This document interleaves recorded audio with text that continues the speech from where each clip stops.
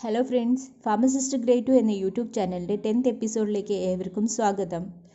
നമ്മളിവിടെ ഡിസ്കഷൻ തുടരുന്നത് കാർഡിയാക് ഡ്രഗ്സിനെ കുറിച്ചാണ്.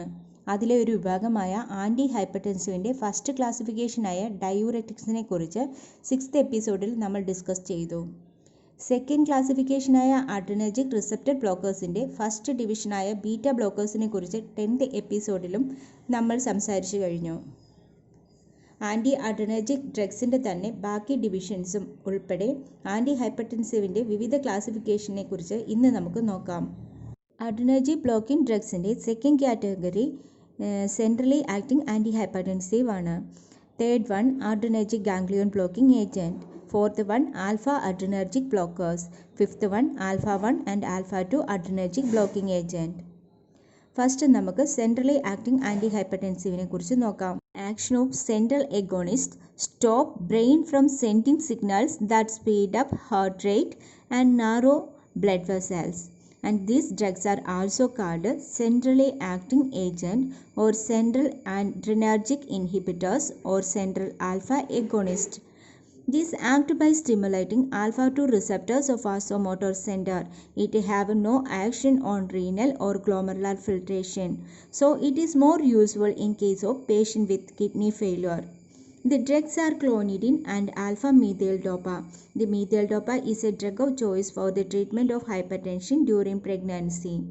The third division is adrenergic ganglion blocking agents.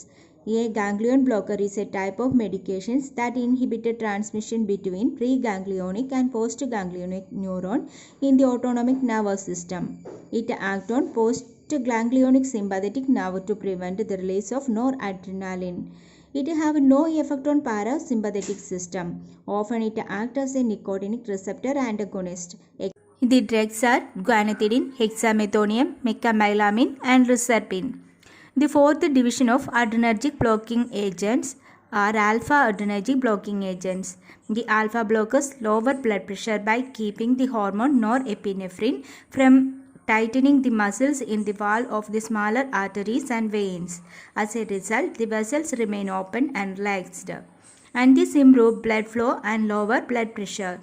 Example: silodosin, prazosin, terazosin, alfuzosin, doxazosin, tamsulosin and indoramine. These are the drugs of choice for the treatment of benign prostatic hyperplasia.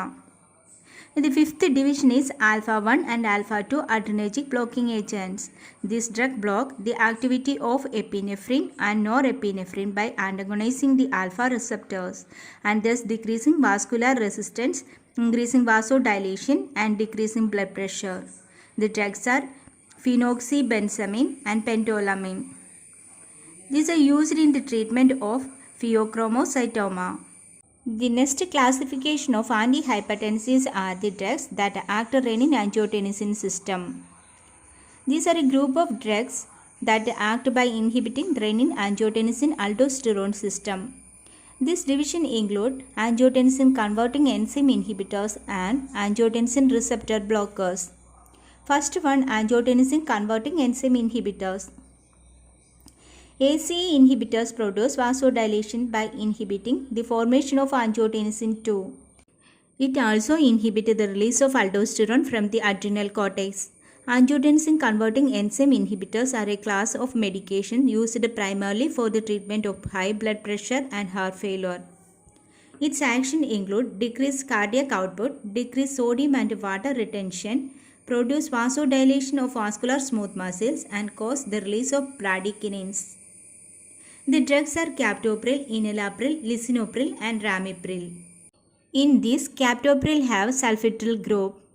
These drugs are given along with the beta blockers or loop diuretics for the treatment of hypertension. These drugs are contraindicated in case of patient taking potassium-sparing diuretic or aldosterone antagonist. The side effects include hypokalemia, angioedema, dry mouth and skin rashes. The second division is angiotensin receptor blocking agent or angiotensin 2 antagonist. Angiotensin 2 receptor blockers are medications that block the action of angiotensin 2 by preventing angiotensin II from binding the angiotensin II receptors on the muscles surrounding blood vessels. As a result, blood vessels enlarge and the blood pressure is reduced. These are used in the treatment of hypertension, heart failure, diabetic nephropathy. The side effects are dizziness and hypokalemia. These drugs not produce bradykinins. The drugs are losartan potassium, telmisartan, valsartan, candesartan and iprosartan. The next division of antihypertensive are calcium channel blockers. The calcium channel blockers lowers the blood pressure by preventing calcium from entering the cells of heart and arteries. The actions include muscle relaxation and dilation of arterioles, decrease the contraction of the heart, decrease the workload, decrease the oxygen demand. These are used for the treatment of congestive heart failure, in the treatment of angina, in the treatment of arrhythmia, and also used to treat hypertension. The drugs are verapamil, diltiazem, amlodipine, and nifedipine. The calcium channel blockers have a variety of chemical structures. They can be classified into three groups: phenylalkylamines, benzothiazepines, and dihydropyridines. Verapamil is included in phenylalkylamines. Diltiazem is a benzothiazepines. Dihydropyridine include amlodipine and nifedipine. The next category of antihypertensive are vasodilators. Vasodilators are the medications that open blood vessels.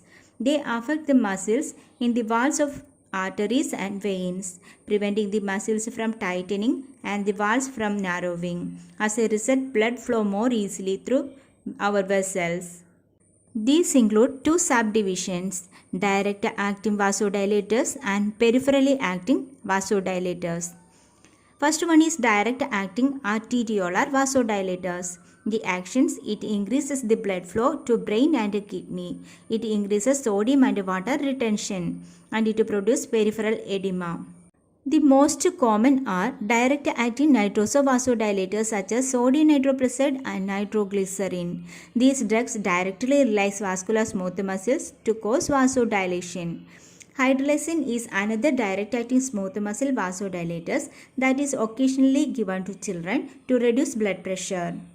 The other examples are diazoside and minoxidil. The side effects are palpitation, dizziness, edema, hypotension, and headache. The next one is peripheral vasodilators. Peripheral vasodilators are the medicines that are used to treat conditions that affect blood vessels in outer part of the body such as arms and legs. For example, they are used to treat peripheral arterial disease and Raynaud's phenomena. Actions include increased blood flow to extremities, decreased peripheral vascular disorders of veins and arterial vessels, decreased disorders resulting from vasospasm, decrease some symptoms of the cerebral vascular insufficiency. Drugs are cilostazol, pentoxifylline, and inositol. The side effects include palpitation, dizziness, headache, and orthostatic hypotension.